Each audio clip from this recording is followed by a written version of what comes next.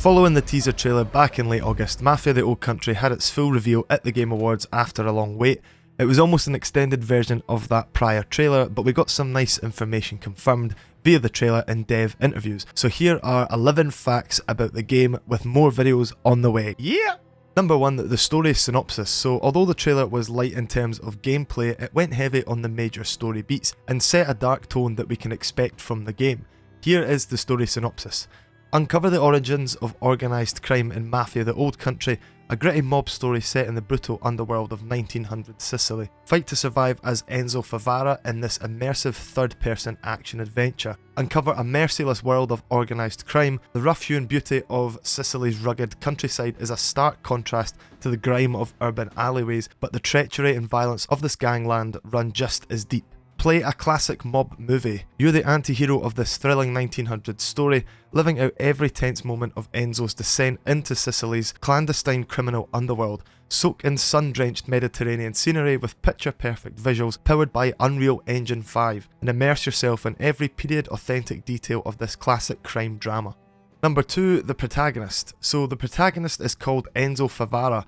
Enzo is said to be strong-willed and wears his heart on his sleeve. Through grit and determination, he survived a tough childhood with no parents and was forced into indentured labour in Sicily's hellish sulphur mines. He's come from the lowest place in Sicilian society at the beginning of the story. Through a major twist of fate, Enzo demonstrates his will and is presented with the opportunity to join Don Teresi's crime family, who offers him the chance to make something of himself. The Don is seen throughout the trailer while Enzo is taking the Oath of Omerta, the centralised code of all organised crime. It's a pledge to remain silent and put the family above all else in life. By swearing the oath, Enzo has committed himself to the Teresi's family code of honour, with all the power and hardship it entails.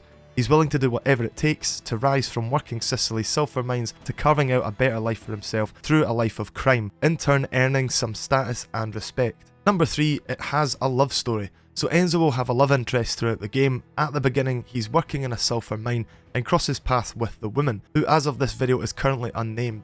We are given some glimpses of her during the trailer, and the centre point of the reveal focuses on sacrifice and loyalty. Enzo's loyalty to the Teresi family and his dedication to his love will be tested as he becomes more conflicted between the two as the story progresses. Number 4, release window. What we've all been waiting for. Mafia The Old Country won't have a massive wait. It is scheduled to arrive in the summer of 2025. It comes to PlayStation 5, Xbox Series X and S, and PC via Steam. The Old Country is not being released on prior generations of consoles, as a reminder for those who have yet to make the jump to current gen. Number 5, there will be cars. Although seen in the trailer, the player can gallop on horseback across cobbled streets and open fields, yet don't worry, you can get behind the wheel of turn-of-the-century motor cars in the game as you progress. Some even include hand-cranked engines. Now similar to every other Mafia in the series, you'll typically be travelling from A to B to reach your next mission. They'll be used to make hurried getaways, and some missions will include your classic car chase scenes through the game's sun-drenched Mediterranean scenery. Number 6, combat is tactical and deliberate, so engage in life or death combat, be it up close with a blade or from afar with a variety of firearms. To prove himself worthy in the Teresi family, Enzo will have to master all the tools of the trade to overcome any odds and eliminate the Don's enemies. So similar to all games in the series, it's a third-person action shooter, yet with the timeline it'll have a big focus on melee combat and Sicilian knife fighting. Expect to get up close and personal with blades, using stealth occasionally. Unlike Mafia 3, which had a focus on raw firepower, the Old Country has more of a tactical approach. Players will need to make the best use of whatever resources they have at hand. In regards to ranged weapons, it'll include period-authentic handguns, rifles and shotguns. Number 7, subtle connections to the series. So in an IGN interview with Nick Baines and Alex Cox, they confirmed the game will satisfy fans of the series via its tie-ins to the other Mafia games. They hinted that it's not going to be at the foreground of the story, and characters or connections made to the series will be more subtle. In an interview, IGN asked, "You say it's not a reboot and it's set within the same universe as the first 3 games, so for people who did play those and are really invested in Mafia, will there be familiar characters that they'll see in this game at a different stage? Are fans going to see stuff that will then lead into things that they've seen in Mafia 1 or 2? Nick Baines replied, "We're not going into details right now on that sort of stuff. I think to a degree it's consistent to other Mafia games, so they've had things in the background that tie them together, but not necessarily explicitly in your face. But yeah, I think fans will be satisfied." And Alex Cox said, "Without getting too spoilery, it's definitely an intentional part of the main story. It's connected to those other stories." Number 8, strict open world. So similar to each Mafia game in the series, The Old Country is based in an open world. You can explore a beautifully realised interpretation of 1900s Sicily, from citrus farms and vineyards to the stunning hilltop town of San Celeste and the rolling countryside in between. Yet that is all there to help feed the narrative. The game won't have endless activities or side quests that distract you from the main story. In response to IGN's related question, IGN asked, "You wouldn't describe it as an open world game then?"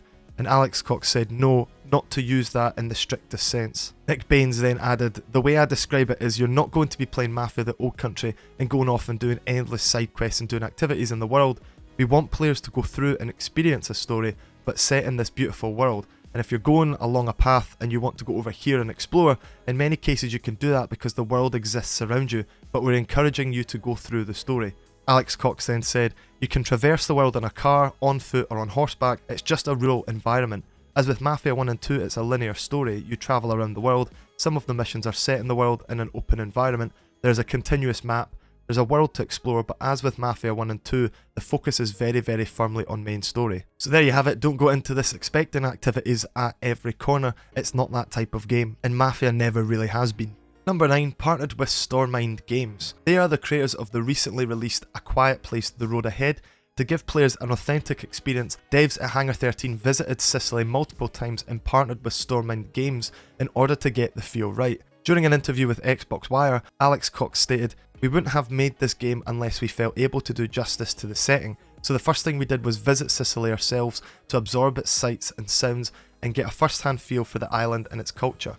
We've been working closely with Stormind Games and Sicilian development studio that has provided invaluable guidance during our visits and throughout all our research. We also consulted with experts in Sicilian history who helped us infuse the game with all the period detail players expect from a Mafia title, from getting the brickwork just right to selecting the perfect folk music to choosing the juiciest Sicilian profanities. We've done everything we can to ensure a unique sense of place permeates every moment of the experience."